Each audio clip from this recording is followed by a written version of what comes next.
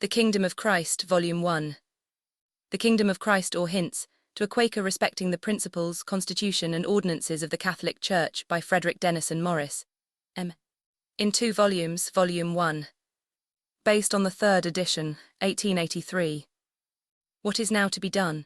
Must truth be forever in the dark, and the world forever be divided, and societies disturbed, and governments weakened, and our spirits debauched with error and the uncertain opinions and the pedantry of talking men?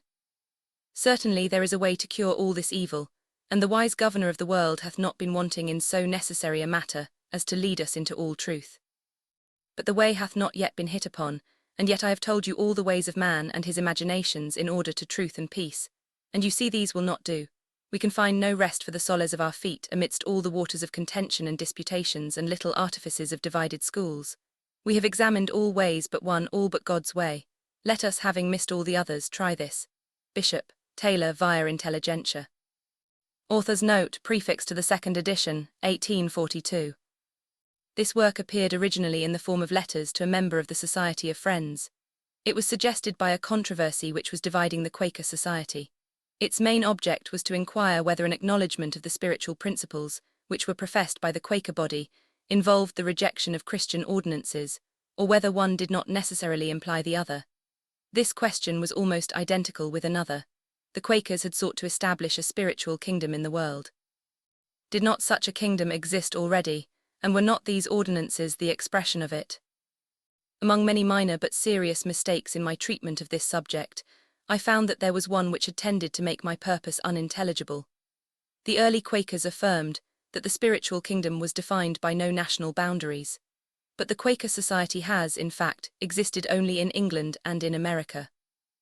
As I wished to show the Quaker to whom I wrote that there was a spiritual body in which he himself might find a home, when the Quaker sect no longer afforded him one, I naturally alluded in every letter to the English Church, speaking of her sacraments, ministers, forms of worship, and it seemed therefore to many that I was composing an apology for this church.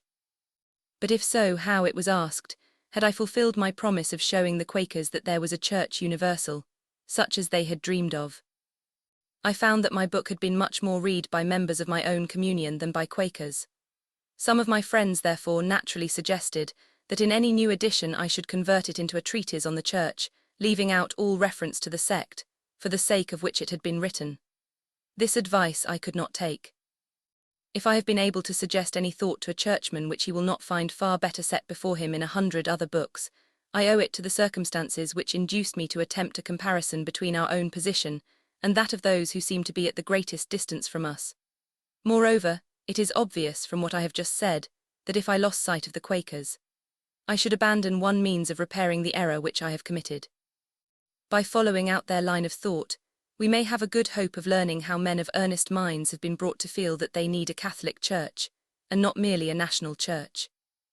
But though I cannot cease to connect my hints with the principles of the Quakers, I find that I am almost obliged to omit any allusion to the particular controversy which led me to address them. For that controversy appears to be at an end, and the society is much more likely to perish by a slow decay than by a sudden convulsion. Owing to this circumstance, and to others of a more private nature, the form of letters which I originally adopted is no longer applicable. I have been induced, therefore, to rewrite and reconstruct my book, and thus I hope to remove in some degree the fault of which I have spoken. I have endeavoured also to remove some of the more gross and palpable errors which I discovered in it myself, or which were pointed out to me by others. Enough, I doubt not, remain, and in the additions which I have made, others may have been introduced.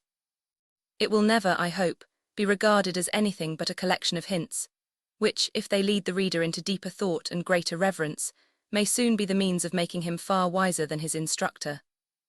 The following dialogue will explain how the subject of the whole book is connected with the history of the Quaker body. The conversation is, as to its form, an imaginary one, but I have often expressed the same sentiments in intercourse with members of the society, and the Quaker's description of the trials, to which a thoughtful man who has found a sectarian position no longer tenable, is exposed from within, and without, may, I believe, be regarded as a true tale.